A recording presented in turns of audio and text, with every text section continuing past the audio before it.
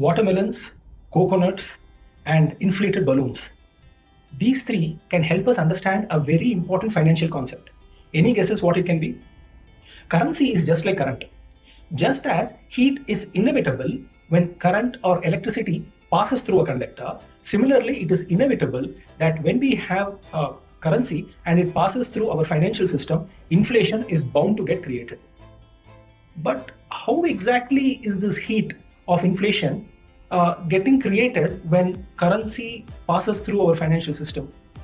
For that, we require certain concepts or mental models that will help us assimilate how this happens very easily. Let us take the heat out of inflation by looking at mental models that will help us understand and appreciate how inflation works and help us plan better with regards to investments, as well as where do we park our currency when it is not being invested. Stay tuned.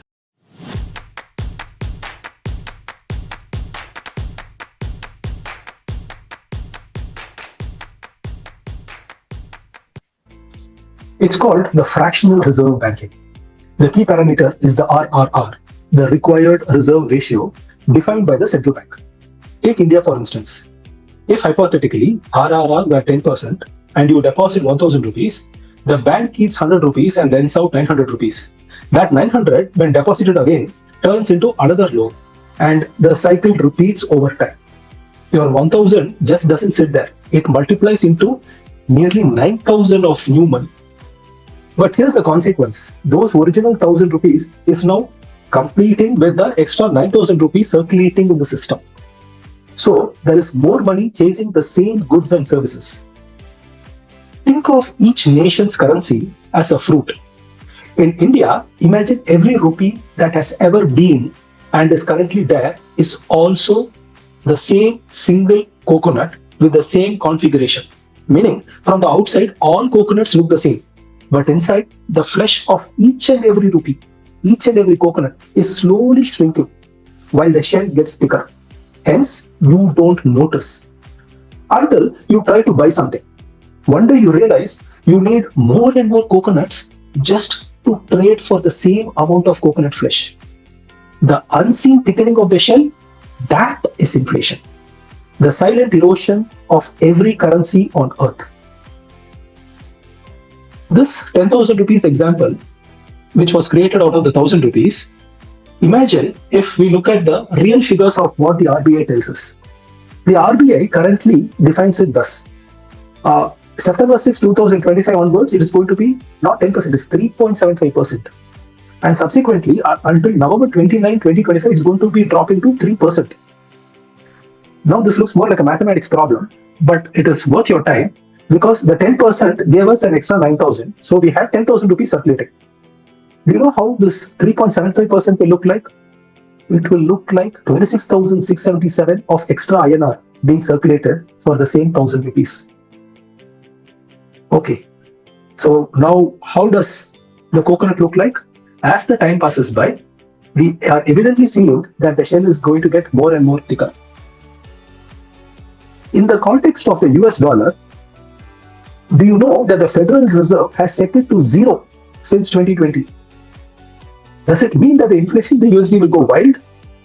Not quite. This is where the balloon model comes as a mental model.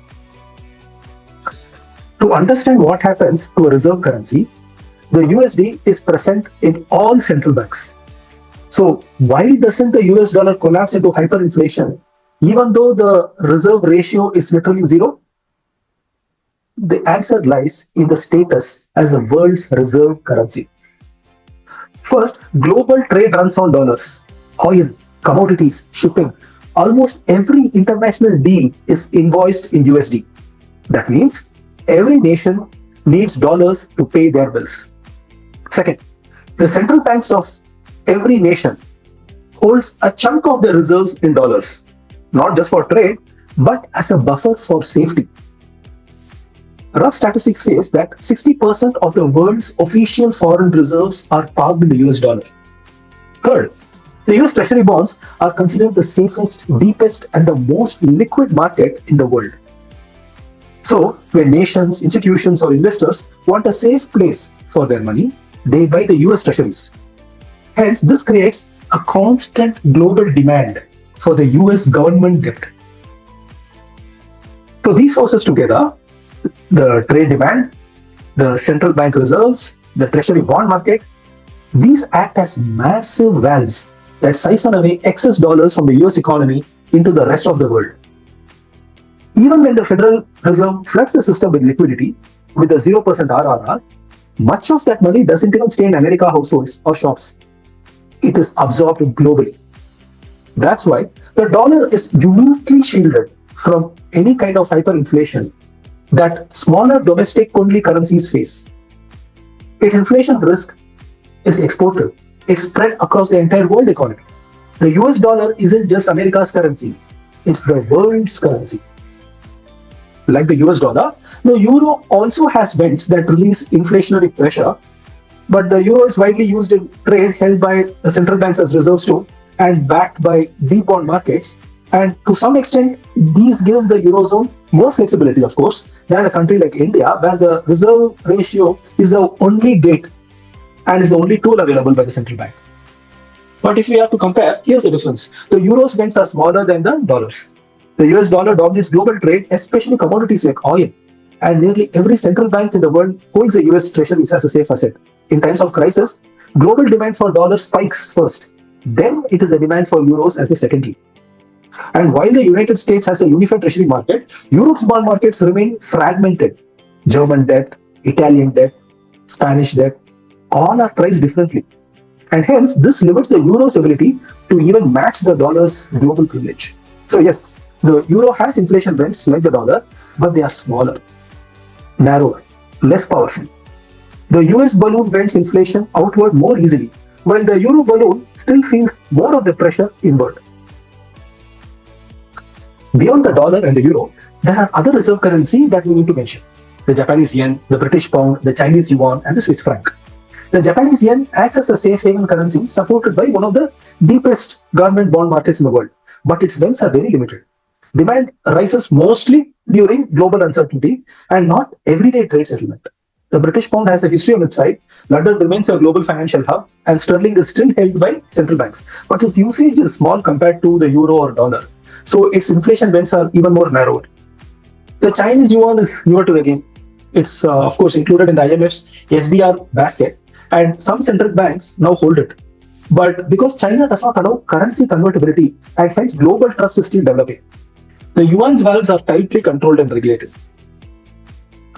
Finally, the Swiss franc has a tiny share, but powerful in perception. It's the classic safe haven currency. In crisis, global money flows into Switzerland, and hence its vent is like a pressure valve used only in emergencies. So overall, while these currencies all have some inflation outlets, they are smaller, more specialized and nuanced, and less global than the US dollar. There are three questions that we need answers. One, how do we keep the currency or the fruit that we have in a way so that it can be parked and we can maximize the flesh for a longer duration? Second, how do we create an asset using this fruit so that the flesh content that this asset were to give us after all the overheads is going to be much higher than if we had left the fruits as is in the parked location? And third, what becomes a liability then? A liability is one wherein in this fruit we get more of rind rather than the flesh content in case we were to park the fruit in that location. Let's discuss a bit more on this and develop mental models and shifts that can help us maximize the fruit content, the flesh content in our fruits. Thank you. Stay tuned.